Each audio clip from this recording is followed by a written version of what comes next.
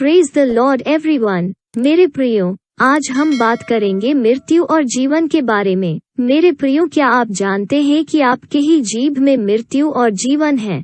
यदि आप हर समय नकारात्मक बातें कहेंगे तो आपका जीवन नरक की ओर जाएगा, और यदि आप हर समय परमेश्वर का वचन को बोलेंगे और उस पर विश्वास करेंगे और उसकी आज्ञा को मानेंगे तो आपका जीवन स्वर्ग की ओर जाएगा। तो चलिए वीडियो को स्टार्ट करते हैं।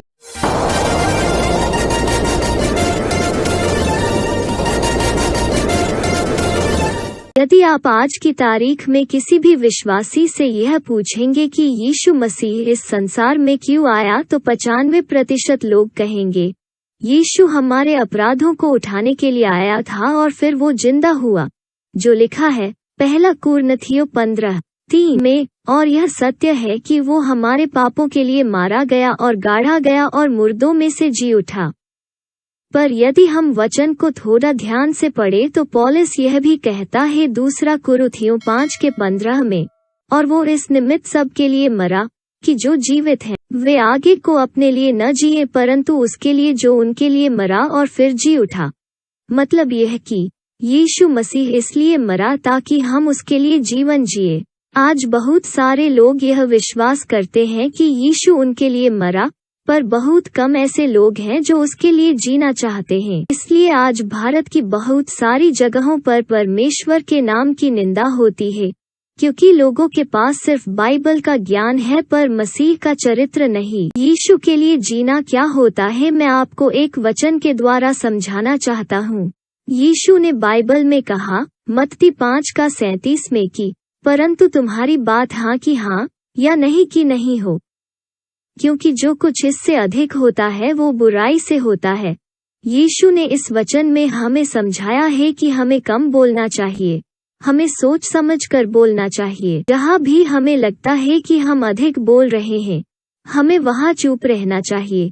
यीशु यह नहीं कह रहा था कि हमें बोलना ही नहीं है, पर वो हमें समझा रहा था कि हमें व्यर्थ की बातें नहीं करनी चाहिए।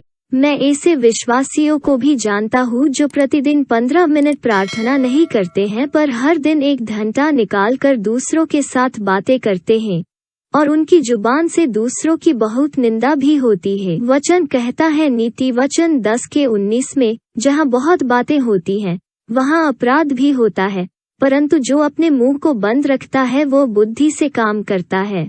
वचन यह भी कहता है कि जुबान से हम परमेश्वर की आराधना करते हैं, और जुबान से हम उन लोगों के लिए बुरा भी बोलते हैं जो परमेश्वर के स्वरूप में बनाए गए हैं। यीशु यह बातें सिखा रहा था तो वो सिर्फ वचन नहीं बोल रहा था, पर वो उस तरह जीवन जी रहा था, और वो हमें भी उस तरह जीने के लिए कह रहा था। जिस इंसान ने सचमुच यीशु मसीह को समझा है वो उसकी तरह जीवन भी जीते हैं। मेरे भाइयों और बहनों, हमें इस अंतिम समय में परमेश्वर के लिए खड़ा होना चाहिए और क्रूस उठा के उसके पीछे चलना चाहिए। हमें परमेश्वर से अनुग्रह मांगना चाहिए, मतलब कि उसके वचन की शक्ति को मांगना चाहिए, और परमेश्वर जरूर हमें देगा क्योंकि वो एक सच्चा मददगार है। मैं आपसे नम्र विनती करता हूँ कि समय आ चुका है कि अब हम अपने मतलब के लिए नहीं, पर यीशु मसीह को आदर देने के लिए जीवन जिएं, ताकि भारत कह सके कि यीशु मसीह महान है और यीशु मसीह ही खुदा है।